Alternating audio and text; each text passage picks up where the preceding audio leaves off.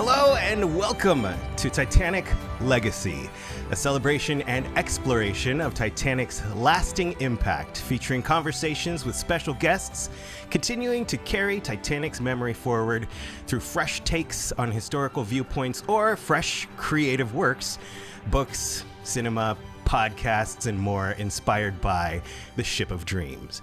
If you're tuning in your modern routine, at home doing chores, driving to work, at the gym working out on your run or walk, however you're listening, thank you for giving us your time and welcoming us into your lives for the next half hour or so as we talk about Titanic and her long-lasting creative inspiration and historical impact. This is Titanic Legacy, the podcast. I'm your host, Paul Carganilla, and today I have the pleasure of speaking with the author of the book, Titanic the Brothers Peracchio, Two Boys and a Dream. Angelica Harris is here. But before we bring her aboard, let me tell you a bit about Ms. Harris.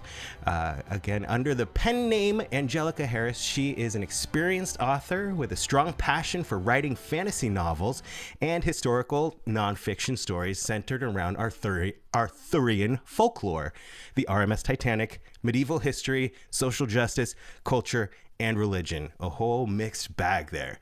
Vast variety of work. Professionally, she is a community-oriented writer with extensive experience in addressing contemporary subjects and socio-political challenges. She's dedicated to promoting opportunities for exchanging and receiving perspectives from underrepresented groups. We're definitely going to talk about all the amazing humanitarian work she's doing, but Titanic specific, she is the vice president of the Titanic Memorial Lighthouse Refurbishing Project, and proud descendant advocate. She is the New York correspondent on the board of directors of the Titanic Society of Atlantic Canada. She's the vice president of RMS Olympic/Titanic Steinway Piano Association. I cannot wait to ask her about that, as we have several pianists here in the house. Now, directly related to her book, Titanic the Brothers Peracchio, Two Boys and a Dream, available on Amazon. Pick yours up today.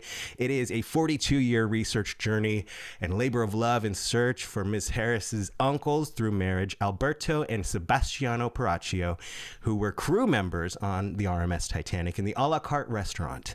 They worked for Luigi Gotti, who was the owner of the restaurant and one of White Star Line's owners of the Titanic's most renowned chef, one of White Star Line's most renowned chefs of that time. The book is steeped in history of Titanic and Angelica's family lineage from Italy to America and documentation from the ship and Titanic's archives.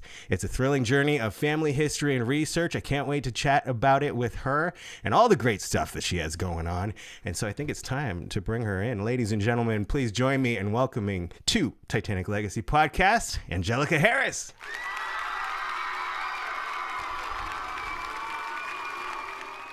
Hello, and thank you for joining us on this it is, as we record this, it is the Titanic anniversary of Dr. Ballard's discovery. Happy Discovery Day.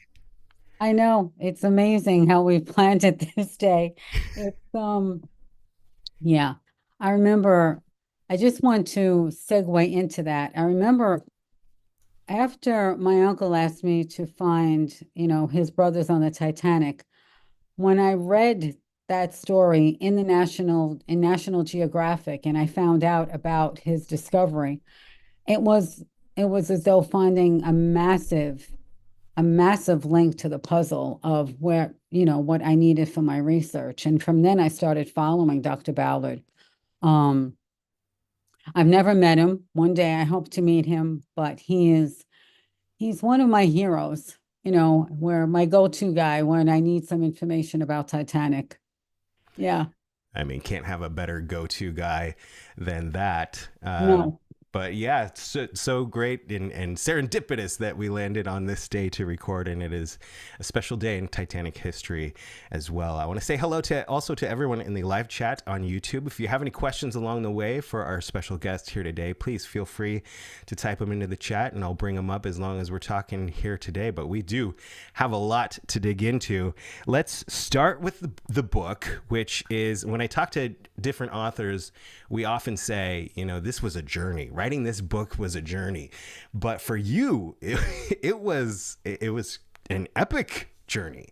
What, Yeah. for anyone who hasn't read the book yet, what inspired this work of nonfiction? Well, the only person I could say that inspired it was Zemo Peracchio, my uncle's, brothers, my uncle's brother. But I need to go back a little bit. I fell in love with Titanic in high school. And as you read in the book, I remember I had my 3-year group in William Cullen Bryant High School was Arthurian Folklore. And as we spoke about before the show, my background is basically all Arthurian folklore. And I've got the swords, I've got the dragons and whatever in the back of me. And that's my first love. I am a folk, we were speaking before, I am a King Arthur author. I've written 3 novels about him. But during my senior year in William Cullen Bryant, between 1974 and 1975, I'm aging myself. My teacher told us about the Titanic, and it was just, I'd say maybe a week that we discussed Titanic. Well, if a ship could not put her windlass around my neck or around my body, she did. I fell in love with her, and I just sank into the abyss with her as she was, I was learning about her. Before you knew it, I wanted to read everything I could about the Titanic. That I went to Mr. Chahalis and I said to him, I'd like to change my exit project for graduation from instead of Arthurian folklore to Titanic. And he said, and I remember him looking at me saying, Ange, it's January. We can't do that. You graduate in June. We can't do that.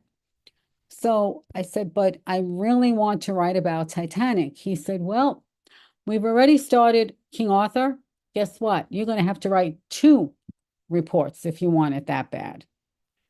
So he challenged me, and I ended up finishing up my Arthurian folklore project for graduation at the end of that January, handed it in, and then I think I was up all night and all day without being in school or at work at the time, just working on my final project, and then went into my Titanic project. But what made me really realize that I really wanted to have this part of my history in my past, with my graduation, was when I started reading the names of the passengers and the crew in so many venues wherever I could find them. And the only way I could find them was either in history books that I had to take out from the Darnell Library here in Manhattan, and I couldn't even take them home. So I had to ask, and it's not like back in the day when I was researching, we didn't have the internet. It wasn't that I could type in Titanic passengers and get a whole list of them. I had to go to the New York Darnell Library, get the books out, the books of history with the names logged in, and write them by hand. And God forbid I wrote one name that was misspelled. I had to almost start the list all over again. So imagine trying to write 2,500 names and make sure that they were all linked together, because that's what my professor wanted. Yeah. That's what my high school teacher wanted.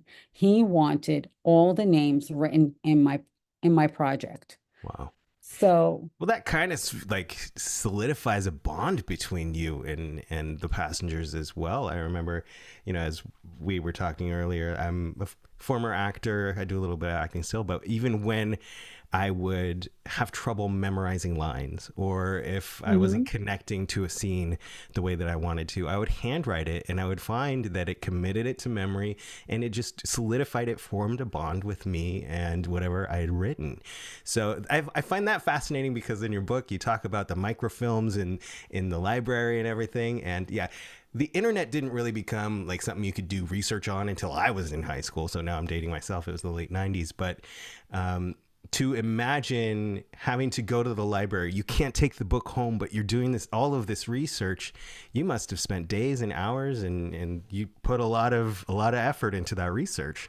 Well, for my high school, yeah, I would go in on a Saturday and get to the library really early because the Saturday I was in the libraries, most of the time they closed at 12 or 1 o'clock.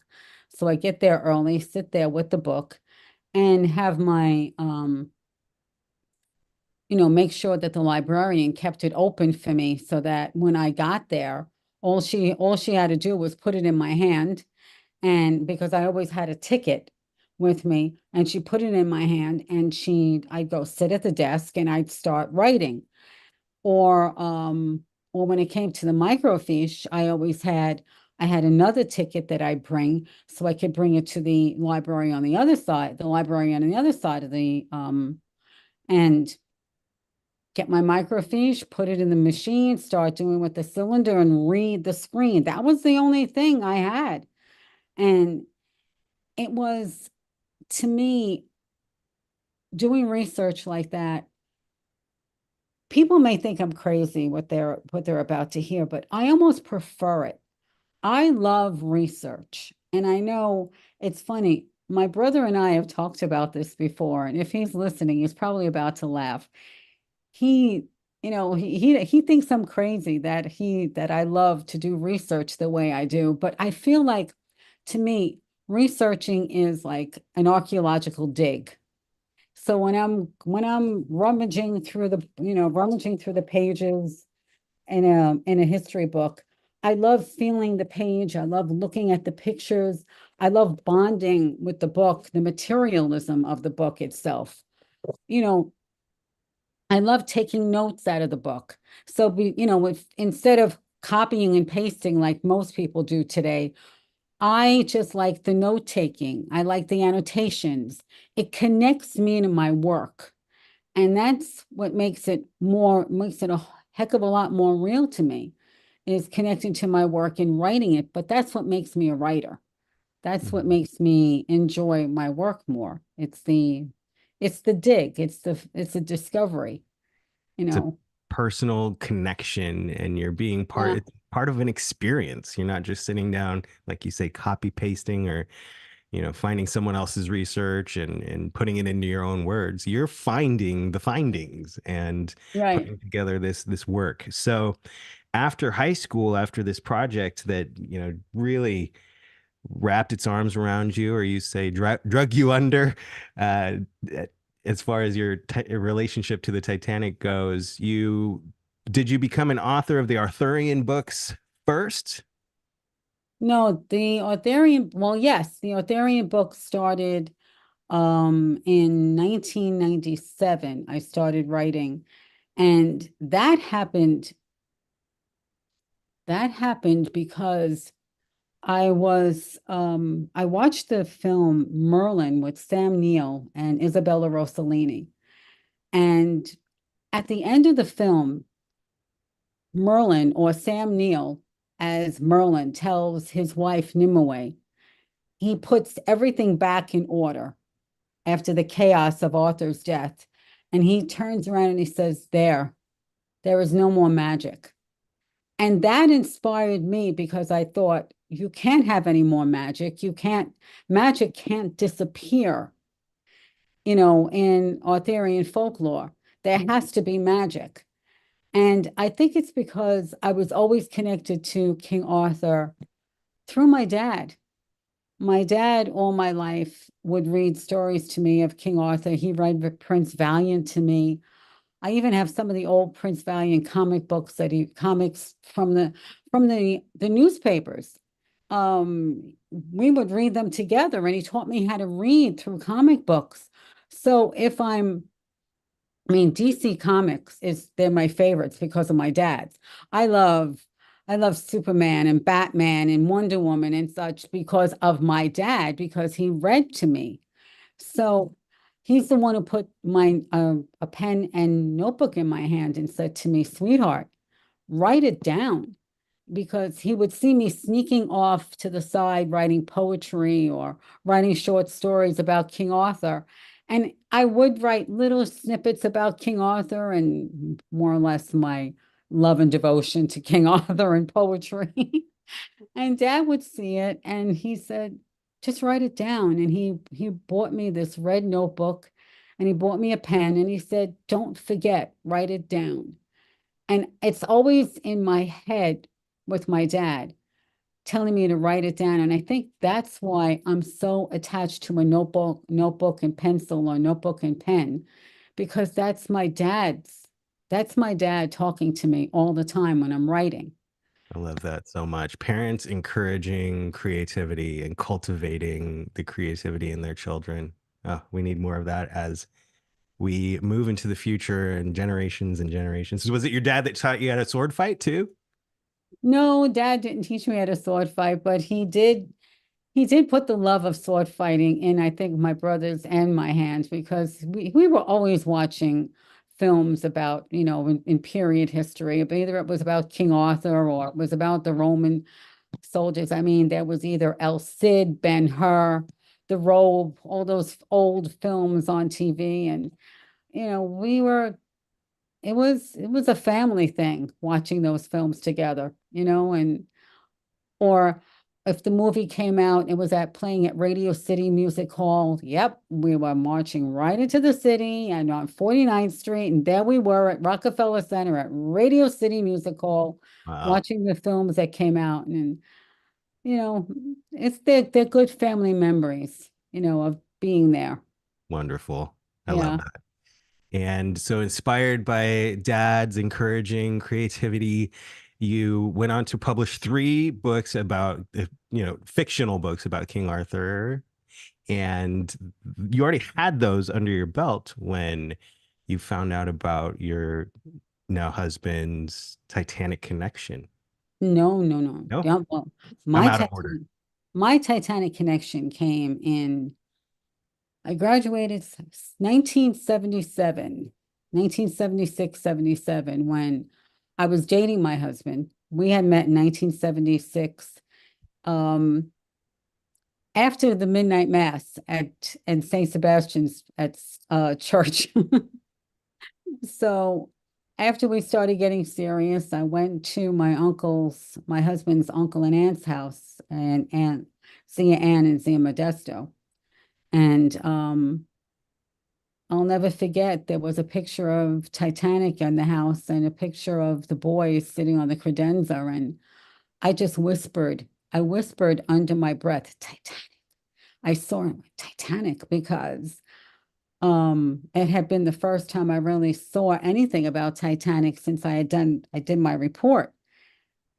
And CMO, who I was calling Mr. Peracchio at the time, and I was calling my husband's aunt, Mrs. Peracchio.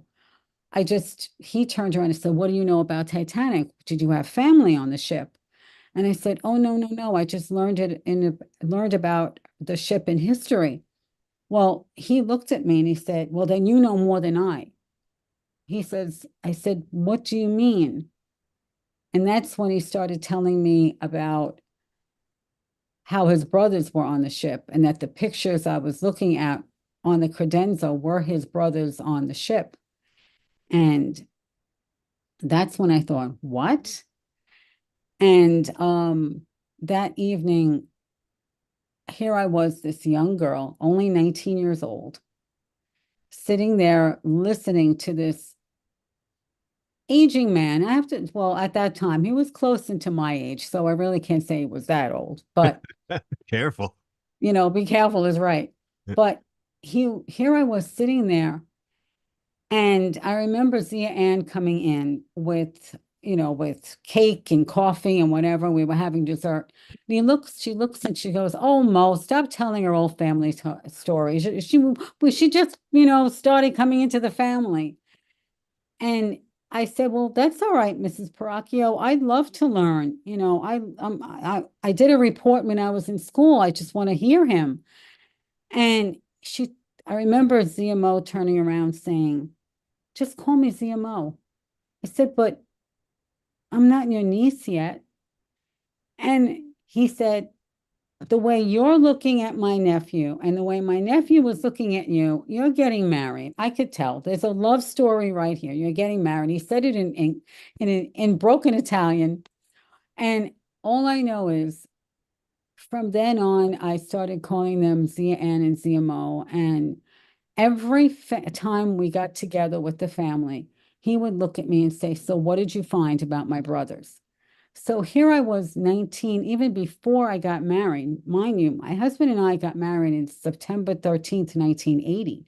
So we got married 3 years later. And every time the family got together in their house, what did you find? And I knew that if I wasn't reading a book about Titanic or going to a library or taking some notes down or asking family members, I was never going to, the questions would never stop.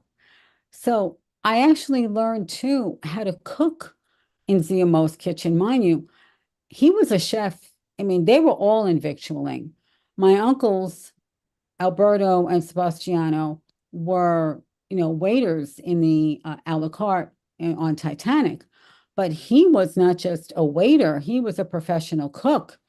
He was a waiter in Sardi's in Manhattan. He owned his own restaurant. He worked on, I believe, um he was a waiter, or I'm sorry, a chef, a student chef on the Olympic, because he wanted so much to be like his brothers. He,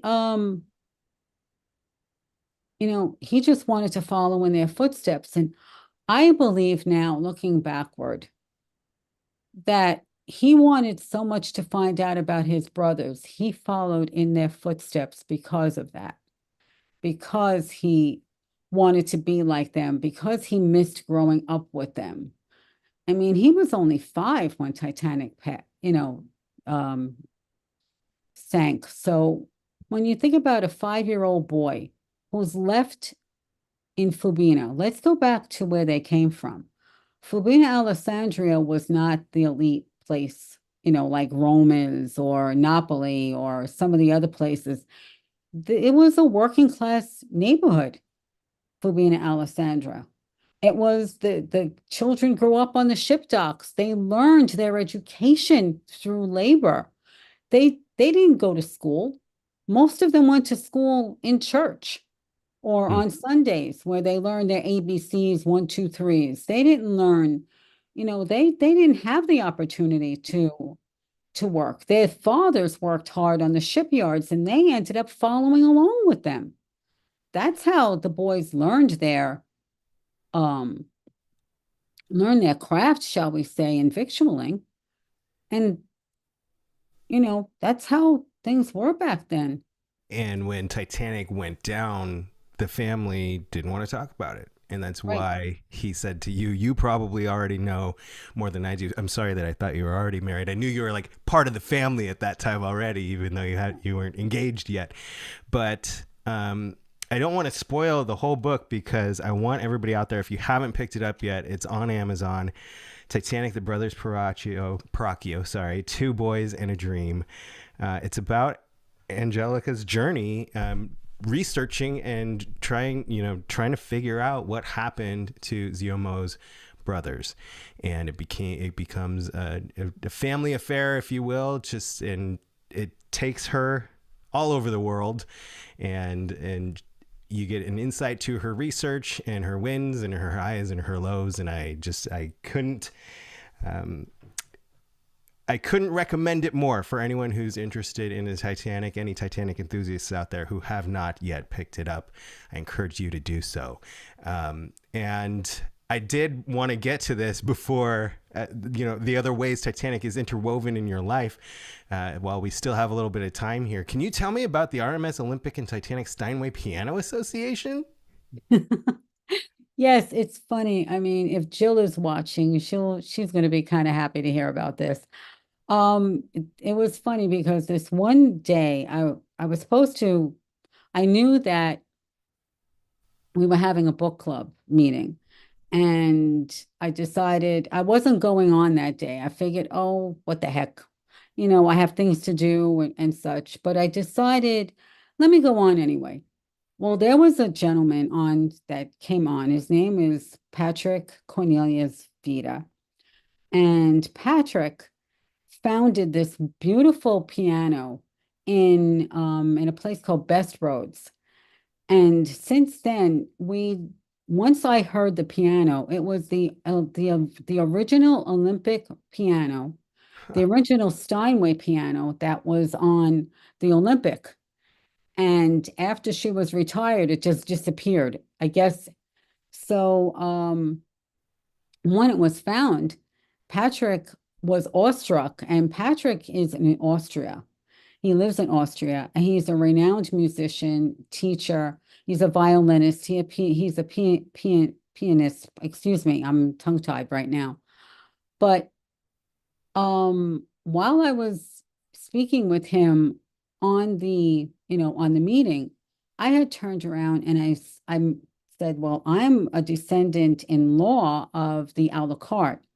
And, since the piano was right there by the a la carte, this has some significant meaning to me that Patrick and I started talking during the meeting, and then before you knew it, we were talking about building. Others decided to come on, and we was just talking about building an association to honor the piano and to actually save her and to purchase her. So that's what the Olympic Piano Association is all about. We're a bunch of authors, historians, musicians, and we're working towards finding this piano. Amazing.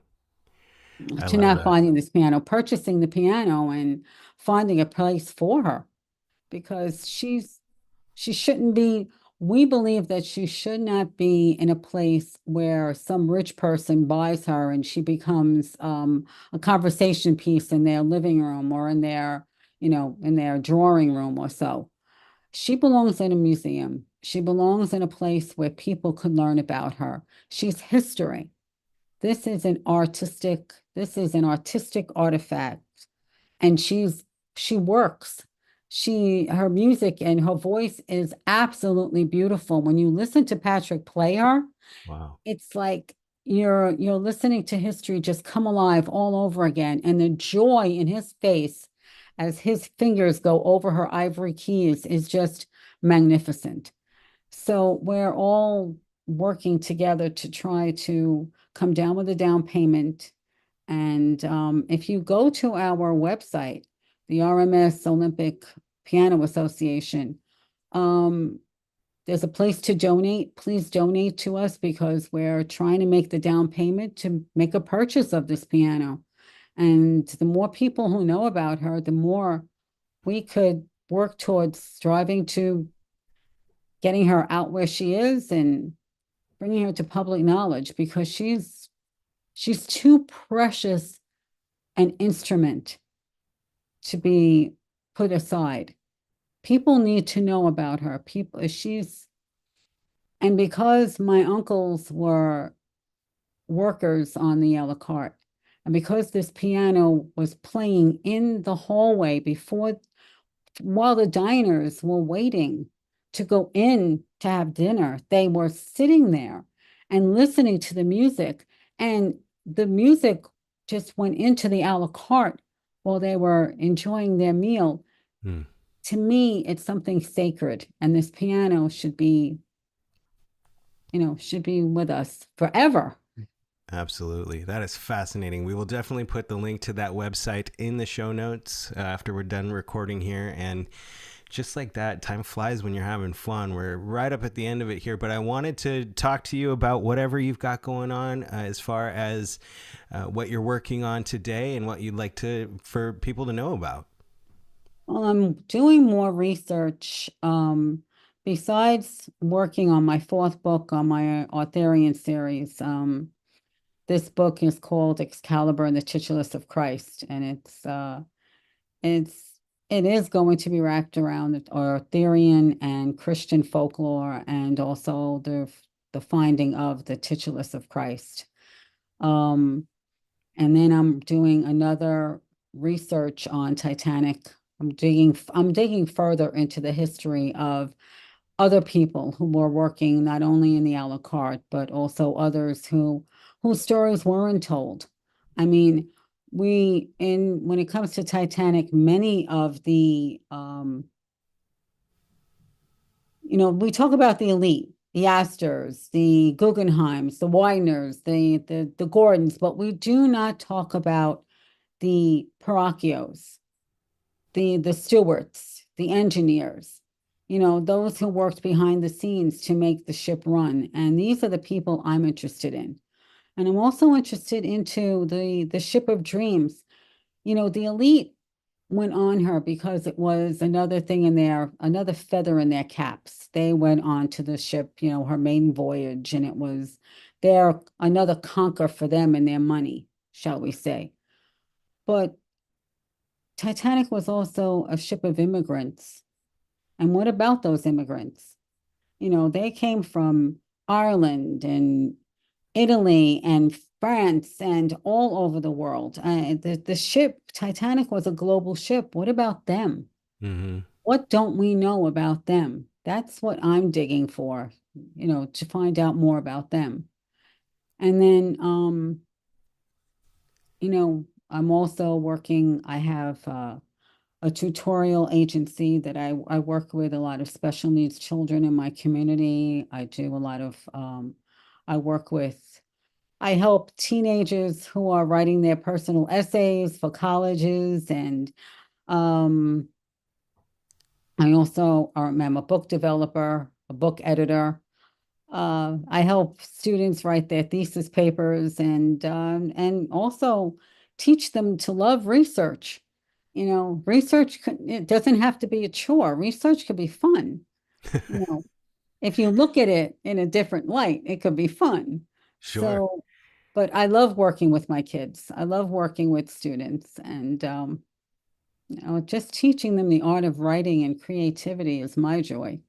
That's so great. And your books can be found on Amazon. Do you have an official website? And anyone who wants to connect to your educational services, where can they do that? They could just email me right now. I'm in the process of a new branding. Actually, my son and I are talking today about a new branding platform for me. John's very good at it. Um, but they could just email me at Angelica Harris 57 at gmail.com. So just look at my pen name, put it all together, and put 57 at gmail.com at the end of it. And you could contact me. Just put in the subject writing, and we'll get together and talk about your needs. What you I need. will put that in the show notes as well as soon as we're done with the recording here. And before we are done with the recording here, do you have any last thoughts you want to share before we bid everyone adieu? Yeah, first, thank you very much for having me on today. It was a wonderful experience to share my love of Arthurian folklore and the Titanic with you. There are also some people too that I'd like to say, I'd like to thank, especially Dee Ryan Meister and her husband Neil, who were prolific in helping me put my book together. Without them, I don't know where I would have been. Um, they were instrumental in helping me get to Halifax so I could do my final research. I did a beautiful presentation there at the museum, at the Maritime Museum of the Atlantic. And they're always encouraging me, even when when I say to Dee, I can't find something, it's driving me crazy. And she'll come off and she'll encourage me to do so. Um, and also my dear friend Charlie Haas right now, he is also encouraging me to continue with my research. And he's an amazing author himself and a Titanic historian. There are many times I'll call him and speak with him, and he just encourages me to, keep moving, keep forward. But these are the people I really want to acknowledge in my life right now.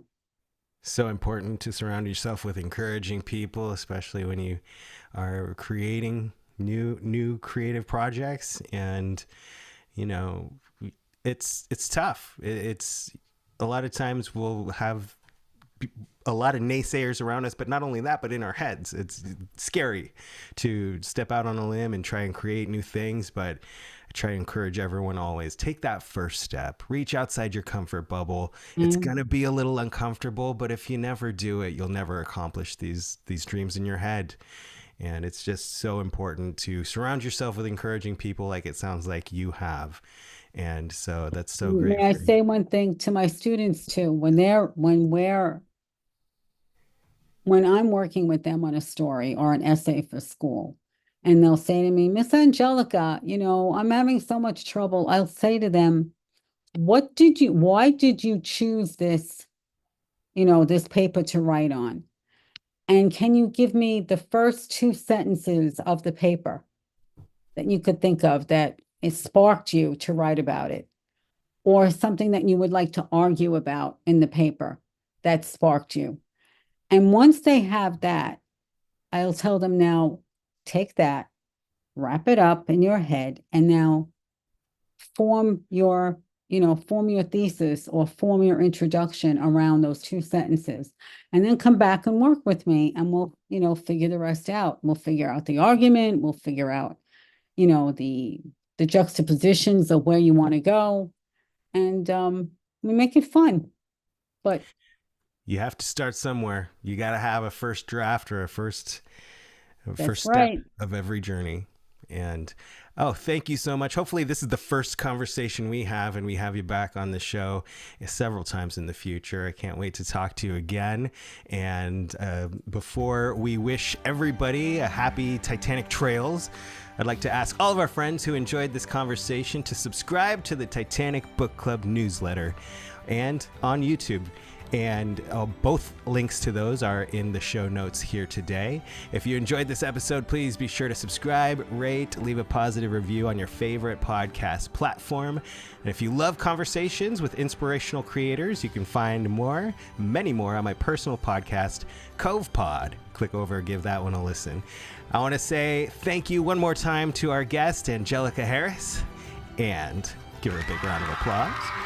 Thank you all for tuning in, and until the next episode, seize the day, follow your heart's fire, and make each day count. That's right. Thank you again.